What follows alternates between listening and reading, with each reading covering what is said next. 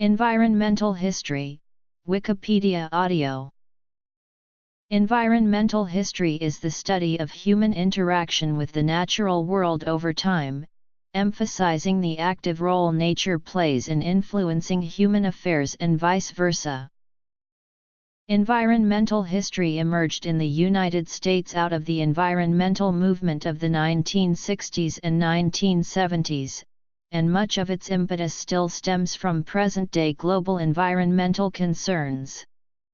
The field was founded on conservation issues but has broadened in scope to include more general social and scientific history and may deal with cities, population, or sustainable development. As all history occurs in the natural world, environmental history tends to focus on particular timescales, geographic regions, or key themes. It is also a strongly multidisciplinary subject that draws widely on both the humanities and natural science. The subject matter of environmental history can be divided into three main components. The first, nature itself and its change over time, includes the physical impact of humans on the Earth's land, water, atmosphere, and biosphere. The second category, how humans use nature, includes the environmental consequences of increasing population, more effective technology and changing patterns of production and consumption. Other key themes are the transition from nomadic hunter-gatherer communities to settled agriculture in the Neolithic Revolution, the effects of colonial expansion and settlements, and the environmental and human consequences of the industrial and technological revolutions. Finally, environmental historians study how people think about nature, the way attitudes, beliefs, and values influence interaction with nature, especially in the form of myths, religion, and science. Origin of name and early works. In 1967, Roderick Nash published Wilderness and the American Mind, a work that has become a classic text of early environmental history. In an address to the Organization of American Historians in 1969, Nash used the expression environmental history, although 1972 is generally taken as the date when the term was first coined. The 1959 book by Samuel P. Hayes, Conservation and the Gospel of Efficiency, The Progressive Conservation Movement, 1890–1920, while being a major contribution to American political history, is now also regarded as a founding document in the field of environmental history. Hayes is Professor Emeritus of History at the University of Pittsburgh. Brief overviews of the historiography of environmental history have been given by J. R. McNeill, Richard White, and J. Donald Hughes. In 2014, Oxford University Press published a volume of 25 essays called the Oxford Handbook of Environmental History.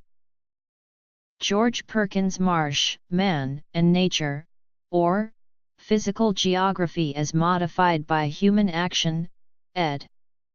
David Lowenthal. There is no universally accepted definition of environmental history. In general terms, it is a history that tries to explain why our environment is like it is and how humanity has influenced its current condition, as well as commenting on the problems and opportunities of tomorrow. Donald Worster's widely quoted 1988 definition states that environmental history is the interaction between human cultures and the environment in the past. In 2001, J. Donald Hughes defined the subject as the study of human relationships through time with the natural communities of which they are a part in order to explain the processes of change that affect that relationship.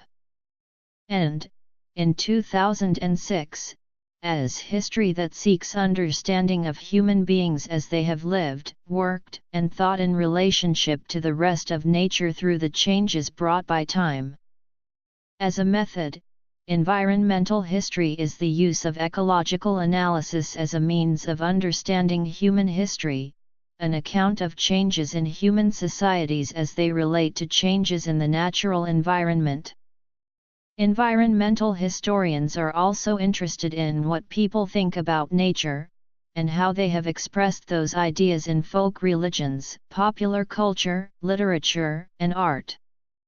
In 2003, J.R. McNeill defined it as the history of the mutual relations between humankind and the rest of nature.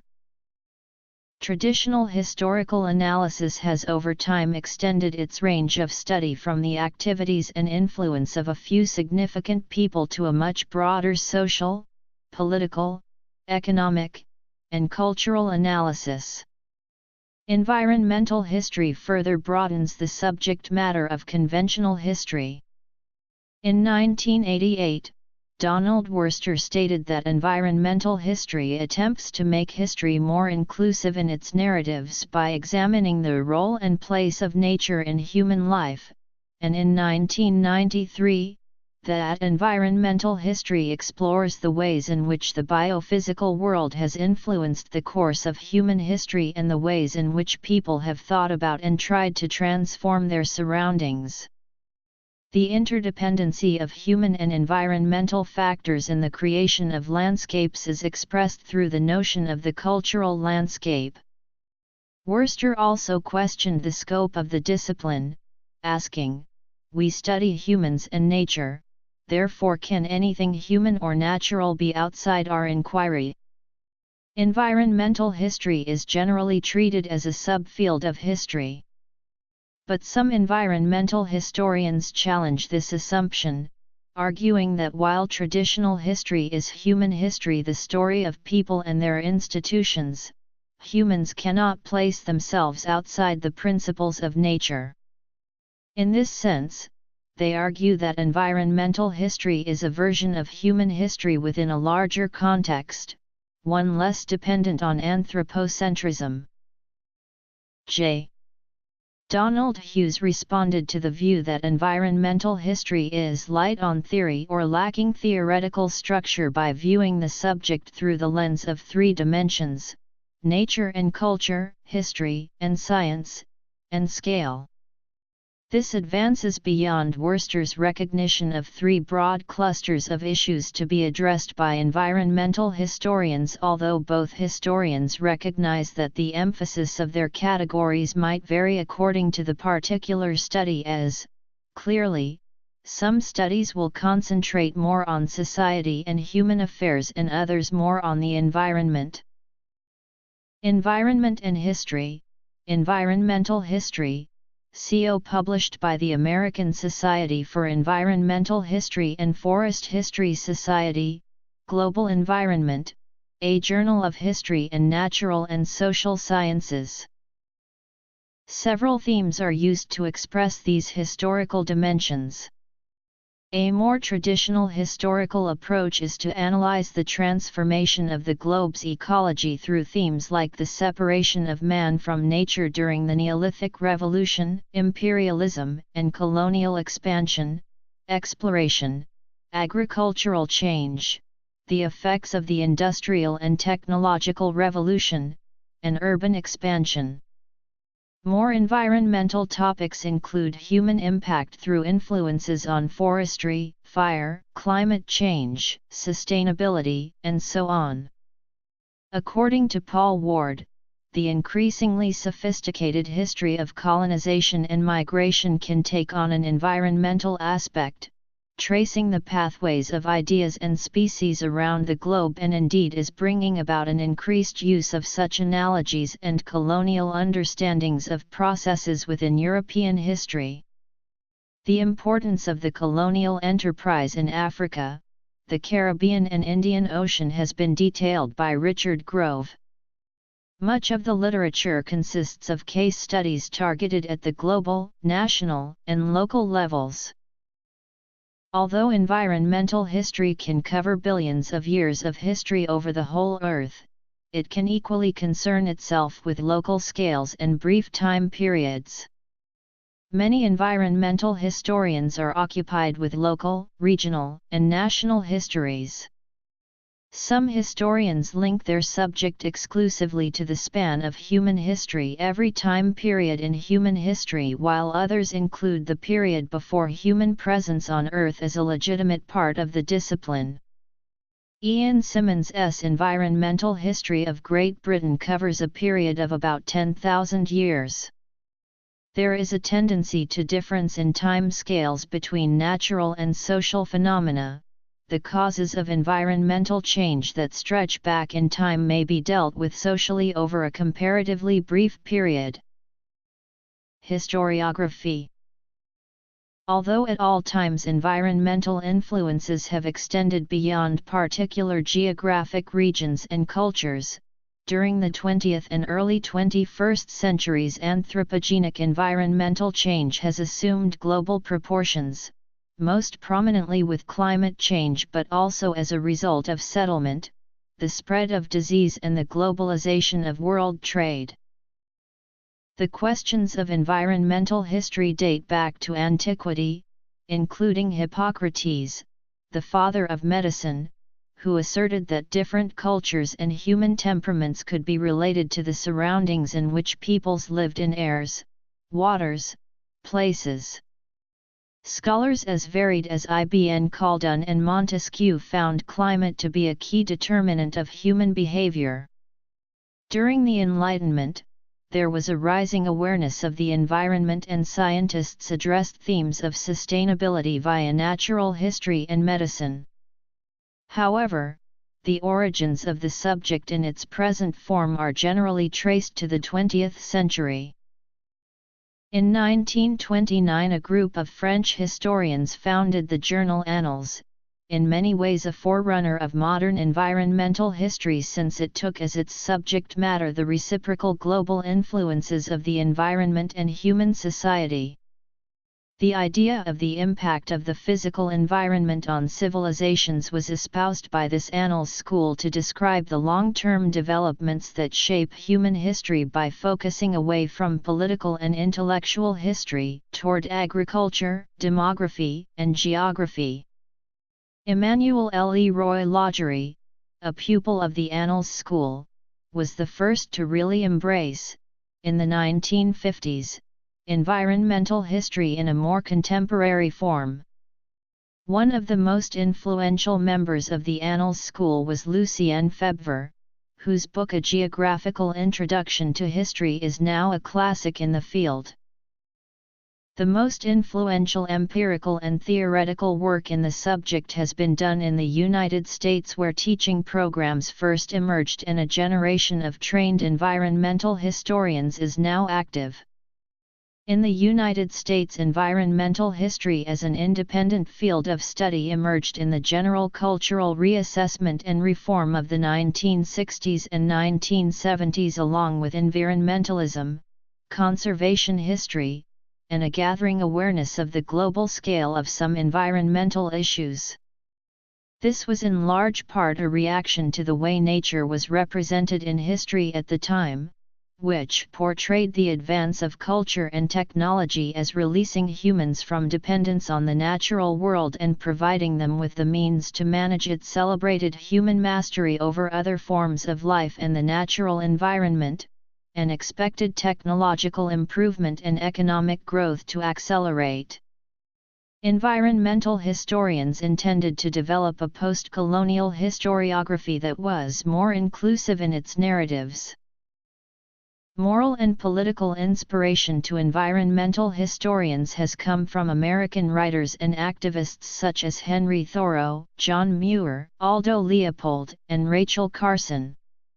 Environmental history frequently promoted a moral and political agenda, although it steadily became a more scholarly enterprise. Early attempts to define the field were made in the United States by Roderick Nash in The State of Environmental History and in other works by frontier historians Frederick Jackson Turner, James Mallon, and Walter Prescott Webb, who analyzed the process of settlement. Their work was expanded by a second generation of more specialized environmental historians such as Alfred Crosby, Samuel P. Hayes, Donald Worster, William Cronon, Richard White, Carolyn Merchant, J. R. McNeil, Donald Hughes, and Chad Montree in the United States, and Paul Ward, Sverker Sarlin, Robert A. Lambert, T.C. Smout, and Peter Coates in Europe. Although environmental history was growing rapidly after 1970, it only reached historians of the British Empire in the 1990s. Gregory Barton argues that the concept of environmentalism emerged from forestry studies, and emphasizes the British imperial role in that research. He argues that imperial forestry movement in India around 1900 included government reservations, new methods of fire protection, and attention to revenue-producing forest management. The result eased the fight between romantic preservationists and laissez-faire businessmen, thus giving the compromise from which modern environmentalism emerged. In recent years, numerous scholars cited by James Beattie have examined the environmental impact of the empire. Bionard and Hughes argue that the discovery and commercial or scientific use of new plants was an important concern in the 18th and 19th centuries. The efficient use of rivers through dams and irrigation projects was an expensive but important method of raising agricultural productivity. Searching for more efficient ways of using natural resources, the British moved flora, fauna, and commodities around the world, sometimes resulting in ecological disruption and radical environmental change. Imperialism also stimulated more modern attitudes toward nature and subsidized botany and agricultural research. Scholars have used the British Empire to examine the utility of the new concept of ecocultural networks as a lens for examining interconnected, wide-ranging social and environmental processes. Definition. Subject matter. In the United States, the American Society for Environmental History was founded in 1975, while the first institute devoted specifically to environmental history in Europe was established in 1991, based at the University of St. Andrews in Scotland. In 1986, the Dutch Foundation for the History of Environment and Hygiene Network was founded and publishes 4 newsletters per year. In the UK, the White Horse Press in Cambridge has, since 1995, published the journal Environment and History, which aims to bring scholars in the humanities and biological sciences closer together in constructing long and well-founded perspectives on present-day environmental problems. And a similar publication, Tijdschrift voor Ecologische Geschiedenis, is a combined Flemish-Dutch initiative mainly dealing with topics in the Netherlands and Belgium, although it also has an interest in European environmental history. Each issue contains abstracts in English, French, and German. In 1999, the journal was converted into a yearbook for environmental history. In Canada, the Network in Canadian History and Environment facilitates the growth of environmental history through numerous workshops and a significant digital infrastructure, including their website and podcast.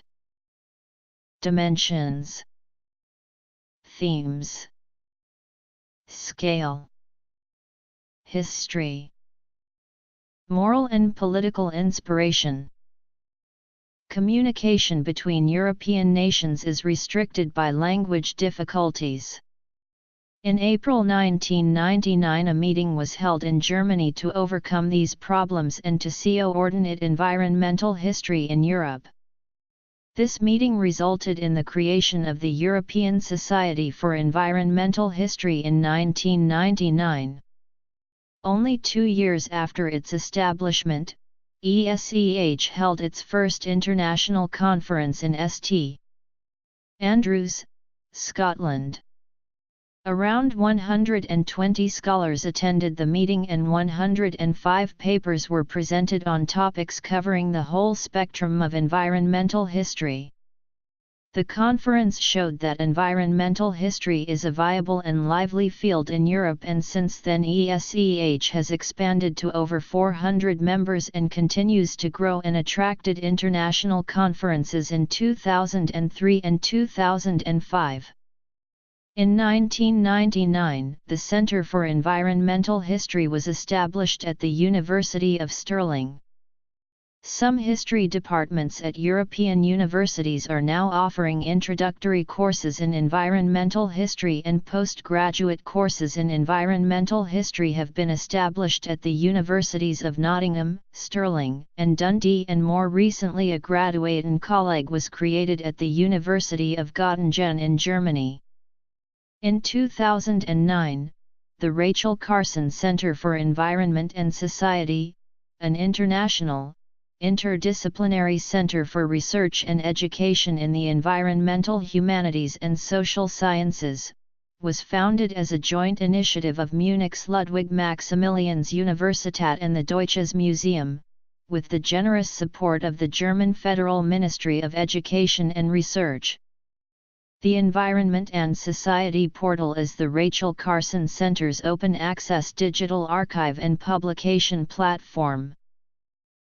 Environmental history prides itself in bridging the gap between the arts and natural sciences, although to date the scales weigh on the side of science. A definitive list of related subjects would be lengthy indeed, and singling out those for special mention a difficult task. However, those frequently quoted include historical geography, the history and philosophy of science, history of technology and climate science. On the biological side there is, above all, ecology and historical ecology, but also forestry and especially forest history, archaeology, and anthropology. When the subject engages in environmental advocacy, it has much in common with environmentalism.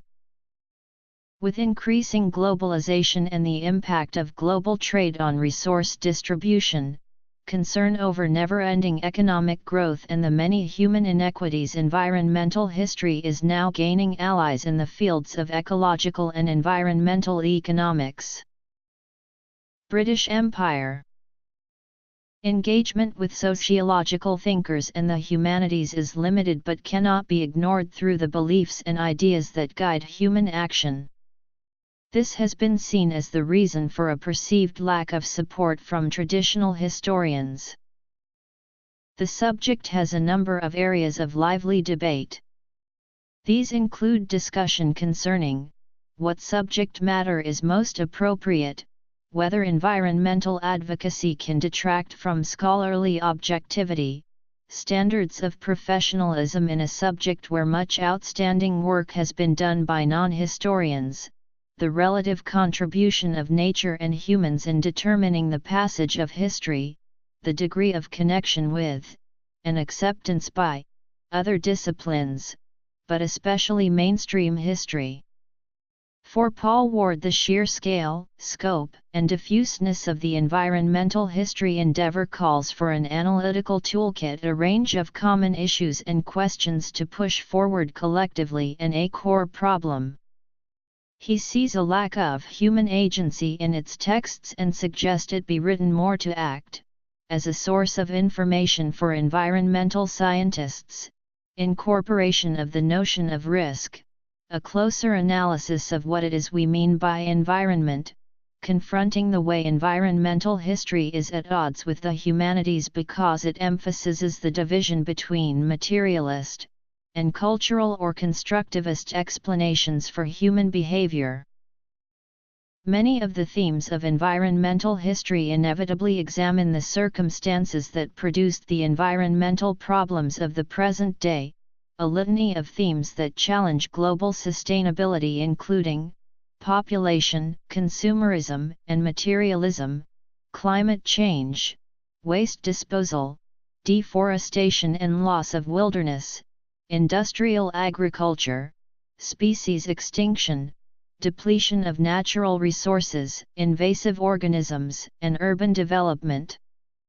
The simple message of sustainable use of renewable resources is frequently repeated and early as 1864 George Perkins Marsh was pointing out that the changes we make in the environment may later reduce the environment's usefulness to humans, so any changes should be made with great care, what we would nowadays call enlightened self-interest. Richard Grove has pointed out that states will act to prevent environmental degradation only when their economic interests are threatened. It is not clear whether environmental history should promote a moral or political agenda. The strong emotions raised by environmentalism, conservation, and sustainability can interfere with historical objectivity.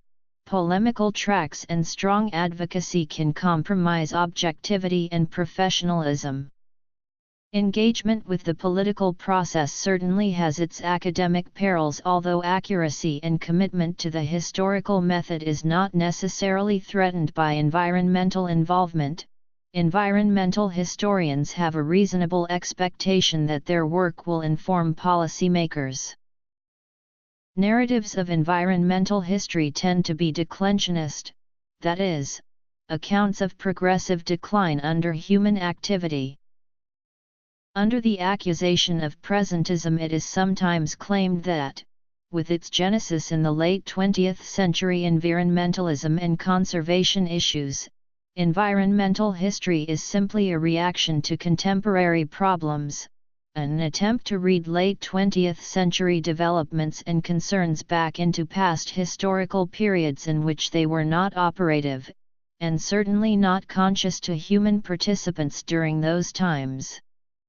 This is strongly related to the idea of culpability.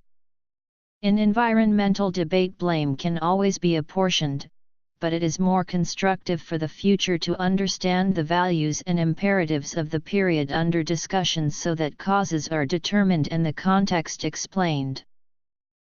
For some environmental historians, the general conditions of the environment, the scale and arrangement of land and sea, the availability of resources, and the presence or absence of animals available for domestication, and associated organisms and disease vectors, that makes the development of human cultures possible and even predispose the direction of their development, and that history is inevitably guided by forces that are not of human origin or subject to human choice.